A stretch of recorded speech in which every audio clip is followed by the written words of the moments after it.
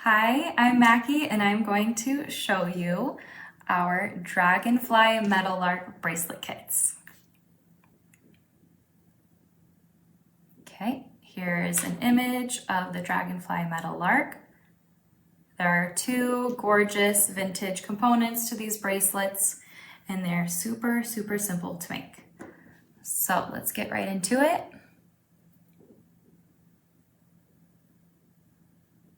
All right. So in your kit, you've got this really stunning French filigree. This was a fan favorite of the day, and I'm already starting to bend that into a really gorgeous shape around the wrist. So what I like to do is I always like to take the filigree and set it up to my wrist, and then just go ahead and shape it. I kind of like to visualize it on the wrist and what parts need to shape down. Go ahead and use the chain nose pliers. These work wonderfully and they never leave any marks. So they're the perfect strength. And look, that's already shaping the wrist really nicely. So I'm gluing this portion first because I want that to give that just a little bit of time to dry. So what I did was I took the glue and just covered up kind of each of the points. There's a really cool little star section in the center. And what I'm doing is I'm just going into each of the points of that star. Now this is a really stunning vintage small glass check glass stone. Again, I'm using my pliers because I don't want to, wait, let's see. I don't know if I'll be able to do it with that. So I may risk getting some glue on my fingers. Let's see. We're in good shape so far. Okay, so what I like to do is you have a little bit of working time with the glue, even though it's super fast drying. You do get to kind of move it around a bit and just get that perfectly centered. It's honestly the perfect amount of drying time. So you have that time to shift it around, but then also get that drying nice and quick. I'll punch those holes later, although you can do that first. It's up to you. Okay, let's get our head pin out. Again, we're gonna be doing something fun with the head pin. It's a nice long head pin that's included. So I'm gonna clip it off though, and we're gonna make it into a wrapped loop end. So this has two wrapped loops on either end. So it's really gorgeous touch. So I'm going about an inch down from here, from the end, and then I'm going to create my 90-degree angle. And then going to get that loop going. So I like to start that loop with the pliers and then I pull the wire back around. So you'll get kind of like, I like to say it kind of looks like an and symbol.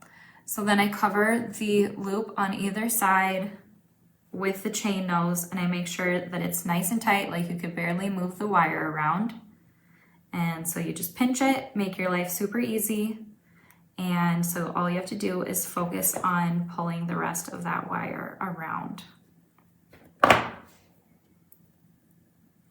can turn it over, and when the wire gets shorter, it gets harder to move. So whatever you have to do in order to get that around, but I personally prefer working with two pliers, and then at the end, I like to take it and just pinch and tuck it down like that. Okay, now here comes one of our really stunning bead caps. Now they're super square when they come, but we're actually going to be kind of flaying them out more like into a flower. So we're going to just push that really gorgeous bead down onto the bead cap, and you'll see it already kind of splayed out into really pretty shape. gonna do that on both sides. So definitely the metal is soft enough to be able to just do that with your hands. And you'll kind of hear that nice popping noise. All right, now going to take the needle nose plier and do a 90-degree angle. Again, you're gonna leave a little bit of space there for the wrapping that will come down, just like on the bottom. Okay, so I always position the plier about 4 millimeters up away from that curve that we just made. Gonna make that and symbol again. Should look like that. You got a teeny bit of space there. Should be the perfect amount of space for our wrap loop. So just take that and twist. And you can totally take it around, and I don't know if there's quite enough for it to be pulled, but yeah, it's about time to pinch. Usually takes a couple of little movements to get that end portion down. Also, if it's being too hard for you, you can totally just clip it off. But I'm gonna finish it out and pinch it.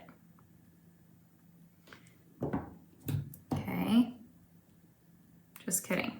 I'm gonna clip it. Just that last little bit. All right. Now, we want both of the openings to be facing us, so I'm going to take the chain nose plier, other chain nose, and just straighten them out. So you can do a little bit of wiggling back and forth, and then you should get that really gorgeously nice in place. Okay, other parts of your kit, you'll just have a couple little jump rings. You'll have 2 clasps, obviously, since we have 2 bracelets.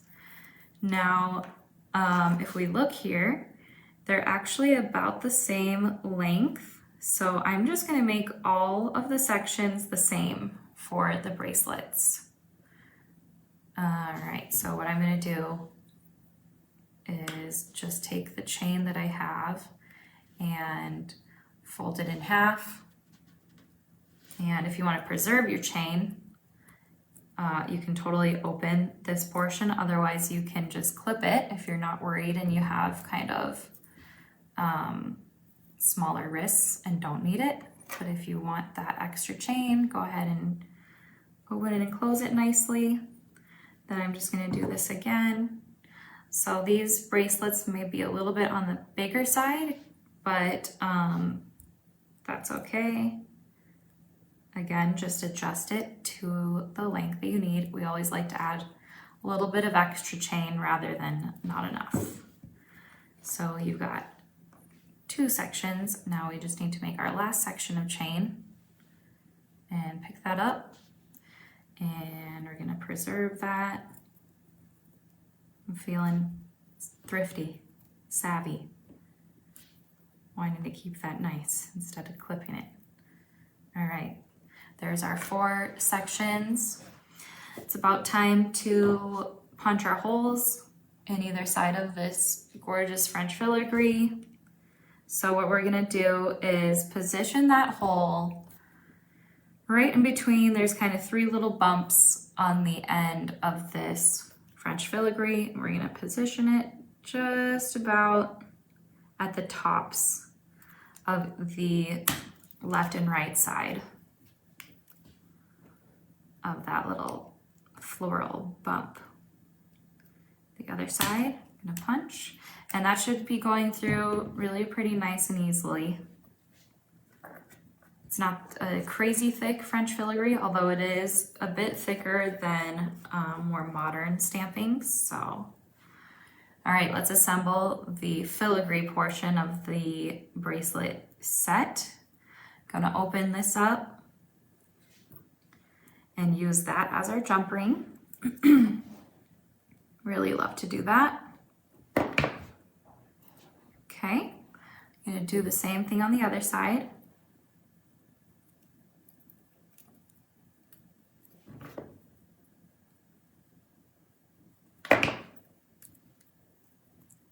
All right, now those chains are attached. Sometimes I like to do everything like all at once, so I'll do the similar steps on each of the bracelets so that they can kind of be completed at the same time. But obviously that's up to you. You can complete one bracelet all together and then move into your next. Kind of is the fun part about jewelry making, is you get to see what is your favorite way to go about doing things. All right, and then we have our two little jump rings, one for each. And we just need to attach the clasp. Since the chain is really nice and long, it actually doubles as kind of an extender. Oops, I looped that into not the end. There we go. So you can actually clip your clasp anywhere throughout the bracelet so that you can make it any length that you want. It's super convenient. I'm going to do the same thing on the other one, and then our bracelet kit will be complete. Okay. That was crazy easy and fun. I love the kits that are super quick, but obviously very visually appealing and impactful, but they're super quick and definitely instant gratification on those. So those look really gorgeous, although I always need help getting my bracelets on. I'm not the best at that. But there is the Dragonfly Meadowlark double bracelet kit.